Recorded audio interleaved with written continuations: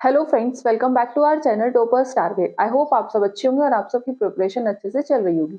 तो आपके एग्जाम के लिए हमने क्वेश्चंस की सीरीज स्टार्ट की थी, तो उसी को कंटिन्यू करते हुए आज की इस क्लास में हम बायोलॉजी के इकोसिस्टम चैप्टर से क्वेश्चंस डिस्कस करेंगे जो प्रीवियस ईयर में आए हुए हैं। इवन जो हर टीजीटी एग्जाम्स में क्वेश्चन आए हुए हैं तो वहां से वो क्वेश्चन लिए गए हैं। तो आज की इस क्लास में हम वही क्वेश्चन डिस्कस करने वाले हैं। आई होप आप इस वीडियो को एंड तक देखेंगे और जितना हो सकता है इन वीडियोस को अपने फ्रेंड को जरूर शेयर करें। तो आज की क्लास को स्टार्ट करते हैं। Question number first is which of the following biogeochemical cycle is a sedimentary cycle. कि कौन सी बायोजियोकेमिकल साइकिल सेडिमेंट्री साइकिल होती है। ठीक है, तो फर्स्ट ऑप्शन है कार्बन साइकिल, दूसरा है सल्फर साइकिल, तीसरा है nitrogen cycle and fourth is hydrogen cycle. तो उसके लिए हमें समझना होगा कि बायोजियोकेमिकल साइकिल होती क्या है। तो लेट्स स्टार्ट। तो बायो का मतलब होता है बायोस्फीयर, बायो मीन्स बायोस्फीयर। जियो का मतलब होता है जियोलॉजिकल कंपोनेंट और केमिकल का मतलब होता है कि जो भी एलिमेंट्स क्या करते हैं, साइकिल्स में मूव करते हैं, that is known as chemical. बात करें अगर बायोजियोकेमिकल साइकिल की डेफिनेशन की, तो इसमें क्या होता है, न्यूट्रिएंट्स और अदर एलिमेंट्स का क्या होता है, मूवमेंट होता है बायोटिक और अबायोटिक के बीच में। मतलब लिविंग और नॉन लिविंग के बीच में क्या है, न्यूट्रिएंट्स और एलिमेंट्स के मूवमेंट्स को हम क्या कहते हैं, बायोजियोकेमिकल साइकिल। अब बायोजियोकेमिकल साइकिल दो टाइप्स की होती है, एक होती है गैसियस साइकिल, दूसरी होती है सेडिमेंट्री साइकिल।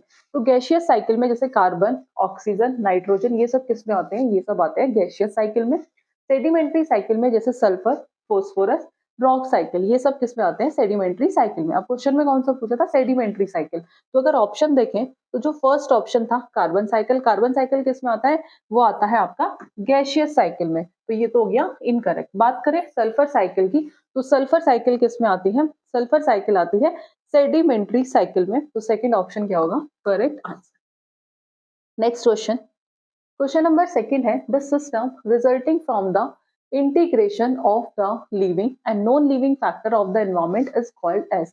कि जो एक सिस्टम मिलता है हमें किस किस के इंटरेक्शन से, बायोटिक या अबायोटिक या फिर कह सकते हैं लिविंग और नॉन लिविंग के इंटरेक्शन से जो हम सिस्टम मिलता है उसे हम क्या कहते हैं, उसे हम कहते हैं इकोसिस्टम। किसे क्या कहते हैं उसे हम, that is known as ecosystem. अगर अगर बात करें टर्म इकोसिस्टम किसने दी थी, तो term ecosystem was coined by A G Tansley.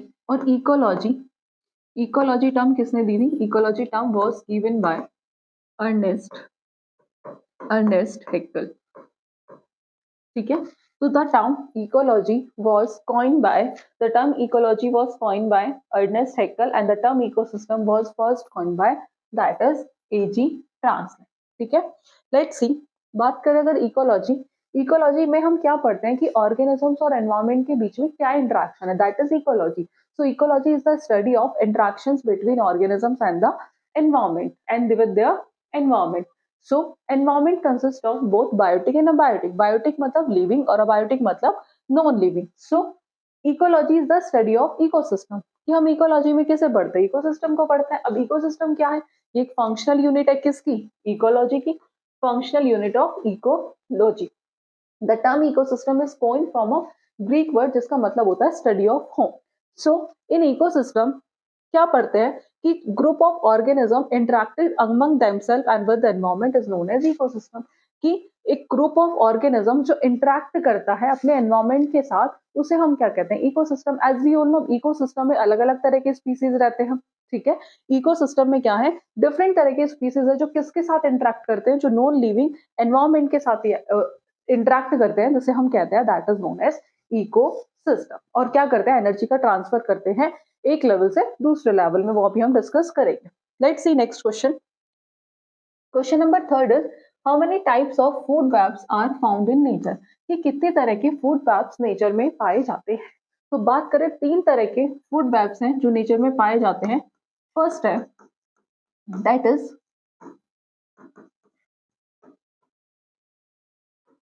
Is topological food web, second is energy flow food web,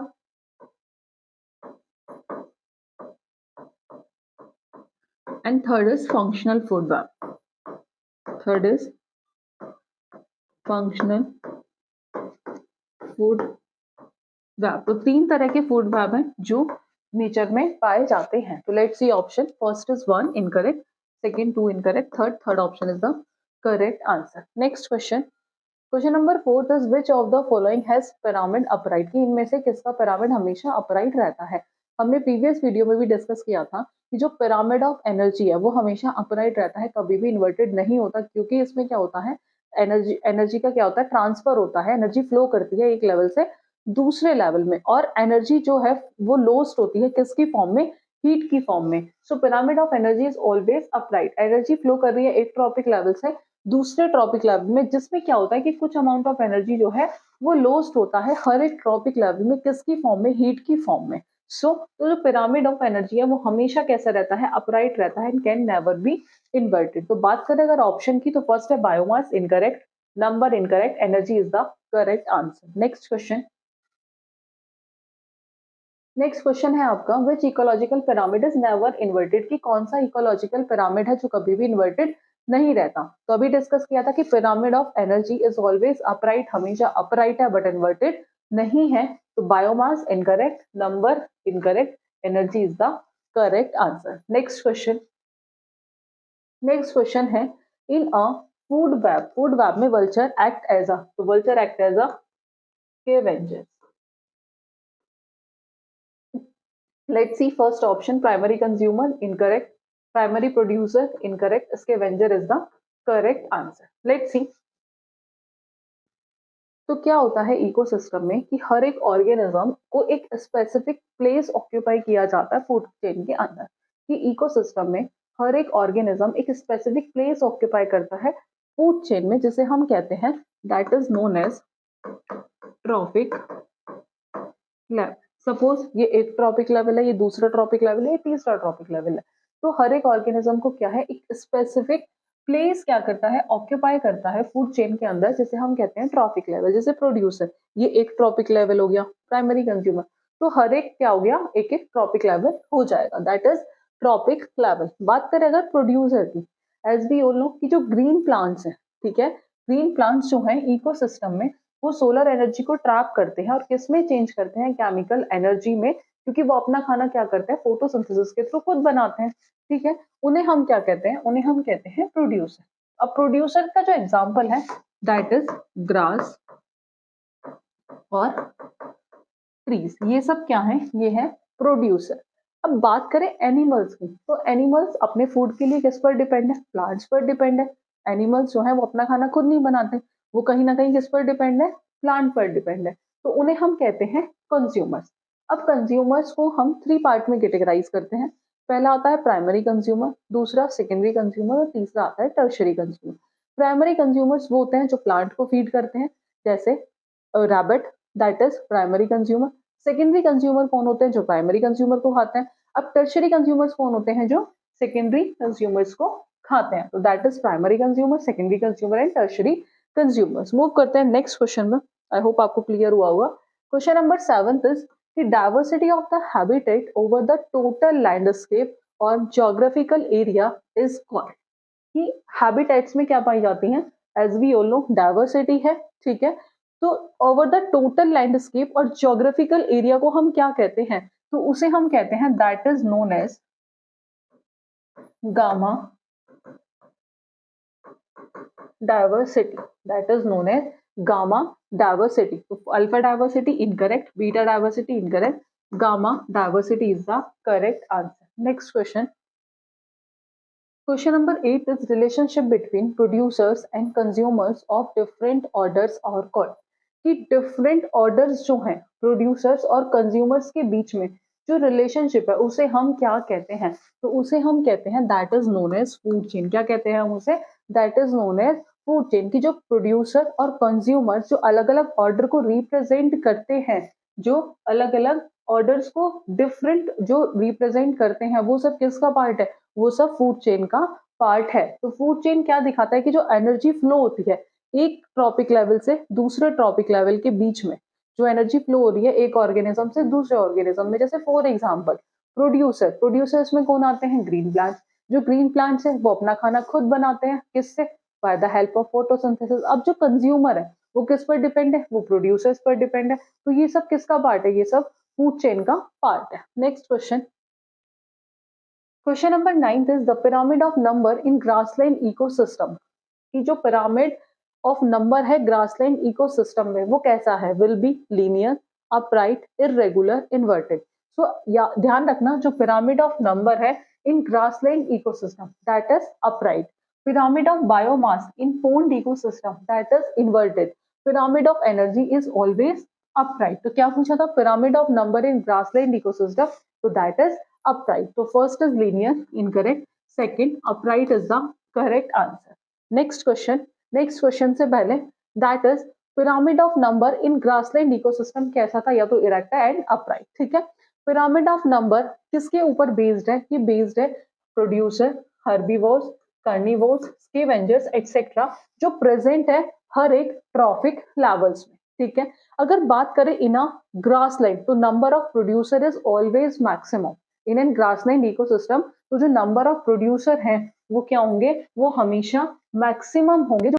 So followed by decreasing number of organism at second trophic level, इसमें कौन आते हैं, herbivores, third trophic level carnivores and least number of predator at the apex। So जो pyramid of biomass है for grassland ecosystem वो हमेशा कैसा होगा, दैट इज अपराइट, क्योंकि ग्रासलैंड इन अ ग्रासलैंड जो नंबर ऑफ प्रोड्यूसर है वो कैसा है, is always maximum. Next Question number 10th is the efficiency of an ecosystem is best depicted by pyramid of, किस pyramid के through, pyramid of energy, pyramid of energy। तो first is biomass, incorrect, second energy is the correct answer। next question है one of the global hottest hotspot of biodiversity in India is, तो कौन सा है global hottest hotspot of biodiversity in India is, that is Western Ghats, that is Western Ghats। let's see first option, Indo-Gangetic Plain, incorrect, Thar Desert, incorrect, Western Himalaya, incorrect, Western Ghat is the correct answer। next question number 12th is the pyramid of biomass of ocean ecosystem is generally that is inverted। तो uncertain incorrect, upright incorrect, inverted is the correct answer। next question number 13 is in a food chain the 10% transfer rule was propounded by, कि जो 10% transfer rule था वो किसने दिया था, तो वो दिया था लिंडमैन ने। किसने, लिंडमैन ने, ठीक है। इसमें क्या होता है, एनर्जी ट्रांसफर होती है एक ट्रॉपिक लेवल से दूसरे ट्रॉपिक लेवल में, और कितने परसेंट, 10% एनर्जी। So first is Odum incorrect, Elton incorrect, Lindeman is the correct answer. अगर बात करें Lindeman gave the 10% law in 1952 में, इन्होंने क्या दिया था, 10% लॉ दिया था। इनके लॉ के अकॉर्डिंग 10% जो एनर्जी है फूड चेन के अंदर आउट ऑफ टोटल एनर्जी में से कितनी एनर्जी ट्रांसफर होगी, 10% एनर्जी ट्रांसफर होगी एक ट्रॉपिक लेवल से दूसरे ट्रॉपिक लेवल में, दैट इज 10% लॉ। और जो रेस्ट ऑफ द एनर्जी है वो कहाँ यूटिलाइज हो रही है, तो वो यूटिलाइज होती है दूसरे मेटाबॉलिक प्रोसेस, और some are release as heat. तो कुछ हीट की फॉर्म में रिलीज होती है और कुछ मेटाबॉलिक प्रोसेस में यूटिलाइज होती है। तो that is a 10% law. Next question, the term ecology was introduced by, जो टर्म इकोलॉजी थी वो किसने दी थी, तो फर्स्ट ऑप्शन है हैक्कल। तो Ernest Haeckel is the correct answer. Ernest Haeckel is the correct answer. The term ecology was introduced by Ernest Haeckel। Next question number 15 is one of the following is a correct food chain। कि इनमें से कौन सा correct sequence है food chain का, तो सबसे पहले कौन आना चाहिए, ग्रास, दैट इज प्रोड्यूसर। तो frog incorrect, eagle incorrect, grass offer incorrect. देखो यहीं से आपको आंसर मिल जाएगा, ग्रास, ठीक है, ये क्या है, प्रोड्यूसर। ग्रास ऑफर क्या खाएंगे, ग्रास को, फ्रॉग ग्रासहोपर, स्नेक फ्रॉग, और ईगल स्नेक। तो ये क्या है, एक करेक्ट सीक्वेंस है फूड चेन का। तो जो फोर्थ ऑप्शन होगा that is the correct answer, ठीक है। Next question, the area where two ecosystem overlap each other, कि ऐसा एरिया जहां पर दो इकोसिस्टम क्या करते हैं, एक दूसरे को ओवरलैप करते हैं। सो इकोटोन क्या होता है, ecotone is the transitions between two biome. Ecotone is the transition between two biomes। So the area where two ecosystem, तो that is ecotone की एक ऐसा एरिया जहां पर दो इकोसिस्टम आपस में क्या करते हैं, ओवरलैप करते हैं। तो first is niche, ecotype incorrect, ecotone is the correct answer. Next question number 17 is the largest ecosystem, सबसे बड़ा इकोसिस्टम। Forest ecosystem, marine ecosystem. तो जो सबसे बड़ा इकोसिस्टम और परमानेंट इकोसिस्टम है दैट इज मेराइन इकोसिस्टम। तो second option is the correct answer. Next question, question number 18 है, in a biotic community, biotic मतलब living, the primary consumers are. तो प्राइमरी कंज्यूमर्स कौन होते हैं, अभी हम देखा था। तो प्राइमरी कंज्यूमर्स होते हैं हर्बीवोर्स। कौन होते हैं, हर्बीवोर्स। तो first is carnivores, incorrect, omnivores incorrect, detritivores incorrect, herbivores is the correct answer. की ना बायोटिक कम्युनिटी जो प्राइमरी कंज्यूमर्स है वो कौन है, हर्बीवोर्स।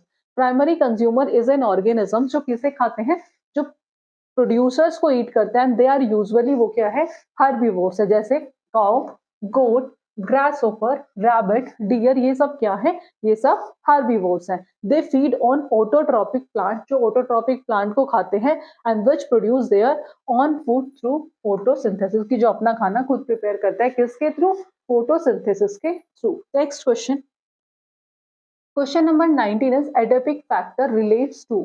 तो एडेपिक फैक्टर किससे रिलेट होता है, that is physical and chemical, physical and chemical composition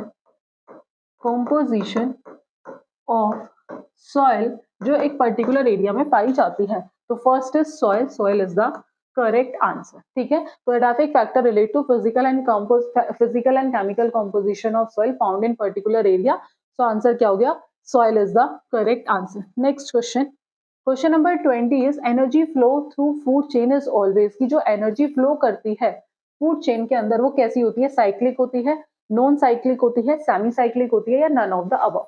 जो एनर्जी फ्लो करती है इन एन इकोसिस्टम वो कैसी होती है, वो यूनी डायरेक्शनल होती है, दैट इज यूनी डायरेक्शनल। इसमें क्या होता है, एनर्जी ट्रांसफर होती है एक ऑर्गेनिज्म से दूसरे ऑर्गेनिज्म में। तो फूड चेन क्या है, food chain is a linear sequence of organisms. Food chain क्या है, that is a linear sequence of an organism, linear sequence of organism, जहां पर एनर्जी क्या होती है, ट्रांसफर हो रही है एक ऑर्गेनिज्म से दूसरे ऑर्गेनिज्म में। और जो एनर्जी फ्लो करती है फूड चेन के अंदर वो कैसी होती है, यूनी डायरेक्शनल, मतलब दैट इज नॉन साइक्लिक। कैसी है, नॉन साइक्लिक। तो first is cyclic, incorrect, second non cyclic is the correct answer. Next question, question number 21 is the natural cycle. बात किसके लिए, नेचुरल साइकिल की, दैट सर्कुलेट एलिमेंट्स, जो elements को circulate करती है between the earth and environment, at earth और environment के बीच में, उसे हम क्या कहते हैं, that is known as biogeochemical cycle. Biogeochemical cycle. तो first is nitrogen cycle, incorrect, biological cycle incorrect, biogeochemical cycle is the correct answer. Next question, question number 22 is the chemical distinctions between two adjacent ecosystem, that is known as, ये हमने previous में भी discuss किया था, eco line. So fourth option is the correct answer. Next question है, question number 23, the food chain which begin with the death of an organism is known as. जो food chain किससे start होती है, death of an organism, उसे हम क्या कहते हैं, that is known as detritus. Detritus food chain, हम दो तरह की फूड चेन पढ़ते हैं, ग्रेजिंग फूड चेन और दूसरी डेट्रीटस फूड चेन। जो स्टार्ट होती है with the death of an organism उसे हम क्या कहते हैं, detritus food chain. Let's see option, primary food chain incorrect, edaphic food chain incorrect, detritus food chain is the correct answer. जैसे ये पता होगा कि फूड चेन दो तरह की है, एक तो डेट्रीटस और दूसरी ग्रेजिंग, तो उसका आंसर सही हो सकता है, क्योंकि डेट्रीटस फूड चेन किससे रिलेटेड है, death of an organism. Primary food chain नहीं, एडेपिक फूड चेन नहीं। एडेपिक फैक्टर किससे रिलेटेड होता है, सॉइल से। Next question, question number 24, who coin the term ecosystem, किसने इकोसिस्टम टर्म को कॉइन किया था। The term ecosystem was first coined by A G Tansley. Clements incorrect, A G Tansley is the correct answer. Next and last question, in a food chain the largest population is that of, की food chain के अंदर सबसे ज्यादा population, तो सबसे ज्यादा population किसकी होती है, डीकंपोजर्स की। तो second option is the correct answer. तो आई होप आपको आज का सेशन पसंद आया होगा। आज की वीडियो में हमने 25 क्वेश्चन डिस्कस किए हैं और ये फर्स्ट पार्ट था इकोसिस्टम का। नेक्स्ट वीडियो में हम इसका सेकंड पार्ट डिस्कस करेंगे। हम कोशिश करेंगे कि उसमें थोड़ा थ्योरेटिकल कॉन्सेप्ट भी क्लियर हो जाए। तो आई होप आपको आज का सेशन पसंद आया होगा। फर्दर ऐसी वीडियोस के लिए आप हमारे चैनल से जुड़े रहिएगा। आज की वीडियो में इतना ही, मिलते हैं नेक्स्ट वीडियो में नेक्स्ट टॉपिक के साथ। Thank you.